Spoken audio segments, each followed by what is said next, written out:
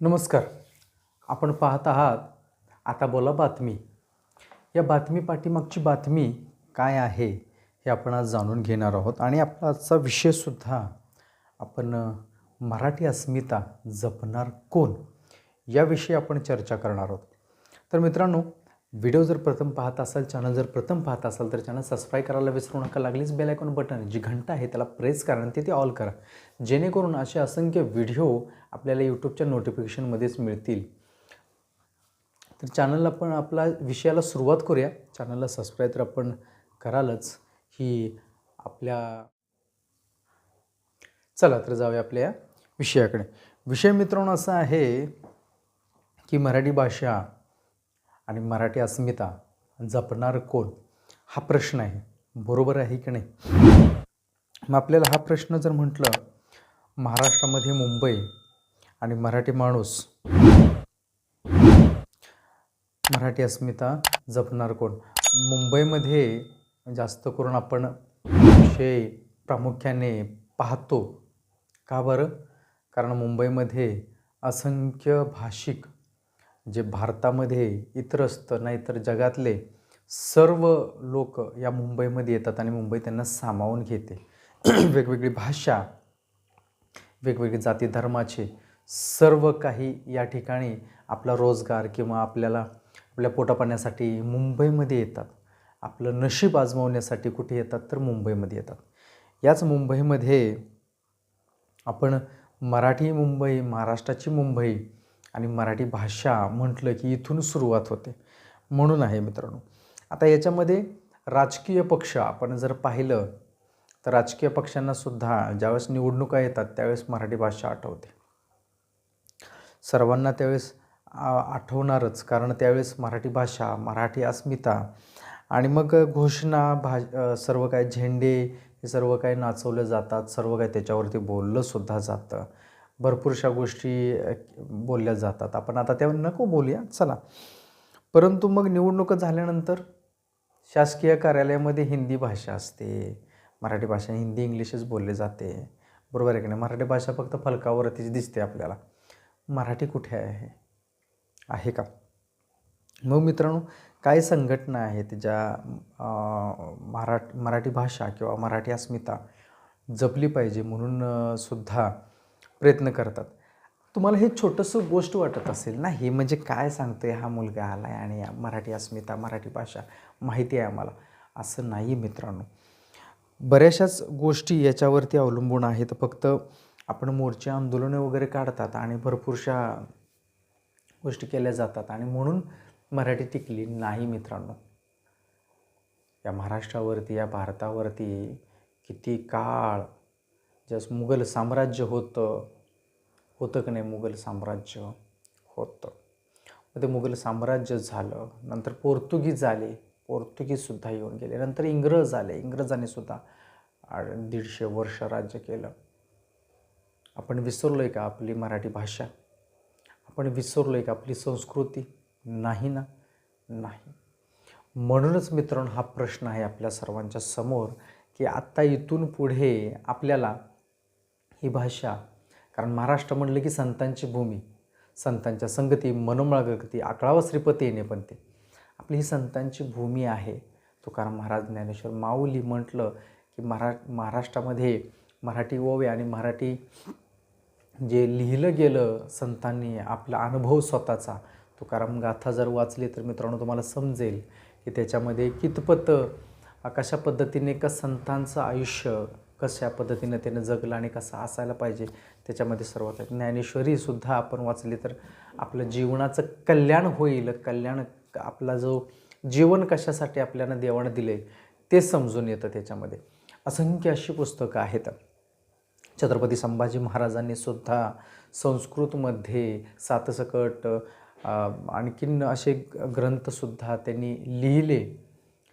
संभाजी महाराज जर म्हटलं तर फक्त एक राजा, प्रशस्त राजाच नाही आहे, तर असं एक मराठी भाषा जपणारा असा एक राजा आहे ज्याने आपलं सर्वस्व पणाला लावलं आणि आपल्या मृत्यूक्षणीसुद्धा महाराजांनी कशासाठी एवढ्या यातना ज्या आहेत त्या सहन केल्या. छत्रपती संभाजी महाराजांनी सहन केल्या ते यातना याचसाठी मित्रांनो, जे शिवाजी महाराजांनी स्वप्न, ज्या रयत आहे ती रयत बाबा, ती मराठी रयत जी आपली आहे महाराष्ट्रामधली आहे, आणि ही स्वराज्य, या स्वराज्यासाठी, या स्वराज्यातल्या रयतेसाठी त्यांनी ते सगळं काही सहन केलं. तर यातना त्यांनी सहन केल्या याचसाठी. आणि आपण एखादी कोपरखळी लागली तर सहन होत नाही आपल्याला ट्रेनमध्ये, होते का सहन? नाही होत. आम्ही लगेच भाषा आमची बदलली जाते.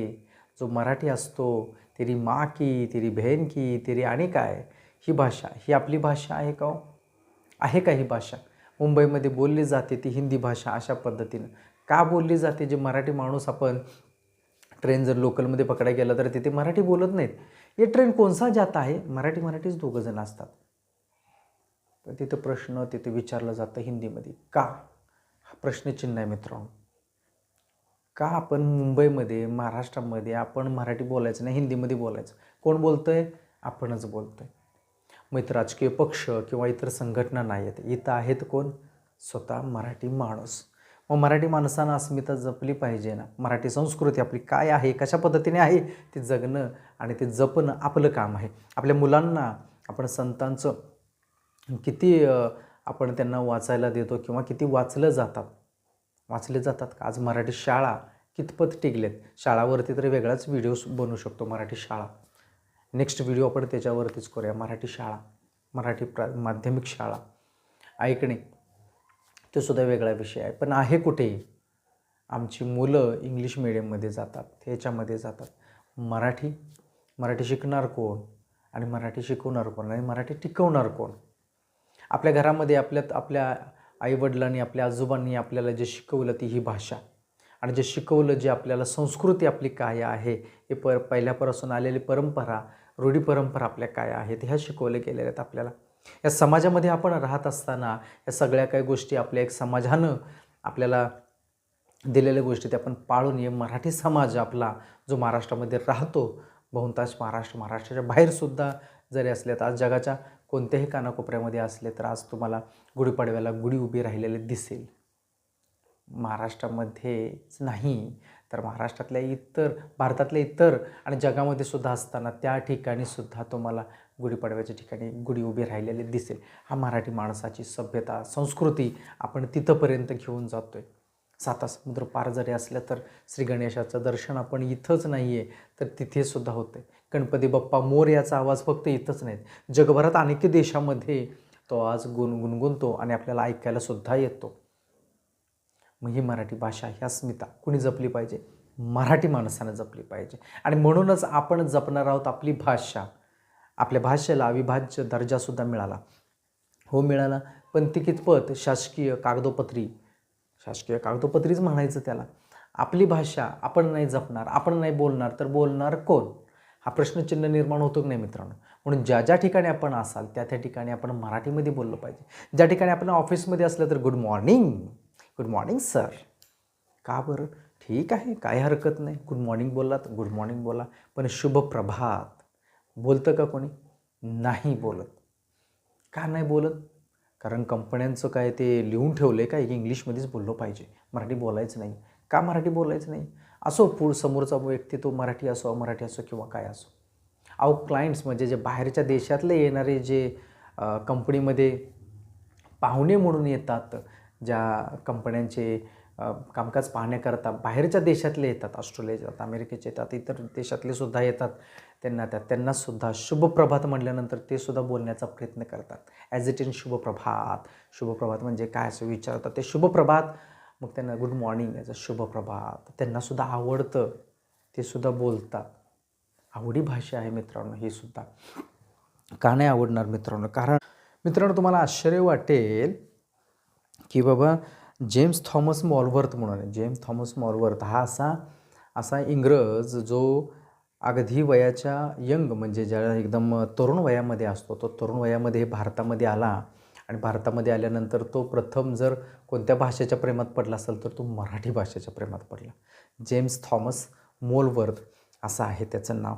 आणि तो मराठी भाषेच्या प्रेमात पडला, ती मराठी भाषा शिकला मुंबईमध्ये आणि नंतर परत महाराष्ट्राच्या इतर भागामध्ये त्याला जायला मिळालं आणि त्या ठिकाणी तो गेला त्यांनी मराठी भाषेचा एक कोश, मराठी भाषेचा शब्द जो कोश असतो का नाही तो बनवला. हजारो असे शब्दसमूह अर्थ काढून त्यांनी ते मराठी भाषेचा कोश बनवलेला आहे.